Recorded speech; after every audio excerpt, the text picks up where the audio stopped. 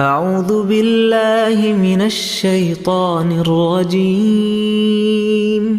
بسم الله الرحمن الرحيم. يا أيها المزمل قم الليل إلا قليلا نصفه أو انقص منه قليلا أو زد عليه ورتل القرآن ترتيلا إنا سنلقي عليك قولا ثقيلا إن ناشئة الليل هي أشد وطئا وأقوم قيلا إن لك في النهار سبحا طويلا واذكر اسم ربك وتبتل إليه تبتيلا رب المشرق والمغرب لا إله إلا هو فاتخذه وكيلا رب المشرق والمغرب لا إله إلا هو فاتخذه وكيلا واصبر على ما يقولون واهجرهم هجرا جميلا وذرني والمكذبين أولي النعمة ومهلهم قليلا إن لدينا أنكالا وجحيما وطعاما ذا غصة وعذابا أليما يوم ترجف الأرض والجبال وكانت الجبال كثيبا مهيلا إنا أرسلنا إليكم رسولا شاهدا عليكم كما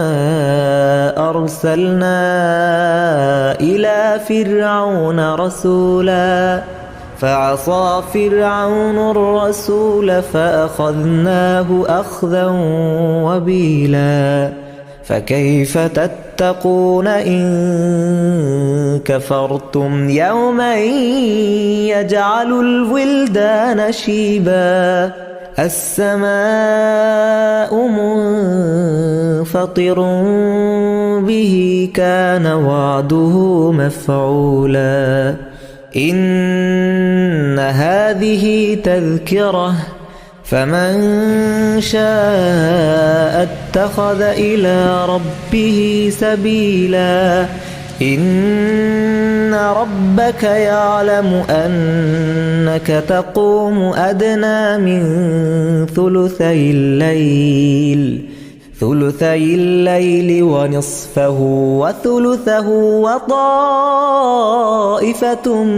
من الذين معك والله يقدر الليل والنهار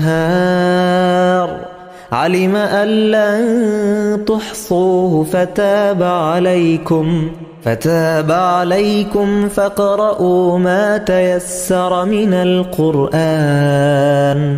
علم أن سيكون منكم مرضى وآخرون يضربون في الأرض يبتغون من فضل الله وآخرون يقاتلون في سبيل الله فاقرؤوا ما تيسر منه وأقيموا الصلاة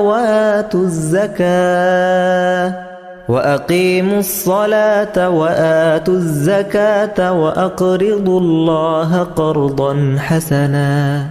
وما تقدموا لأنفسكم من خير تجدوه عند الله هو خيرا وأعظم أجرا واستغفروا الله إن الله غفور رحيم.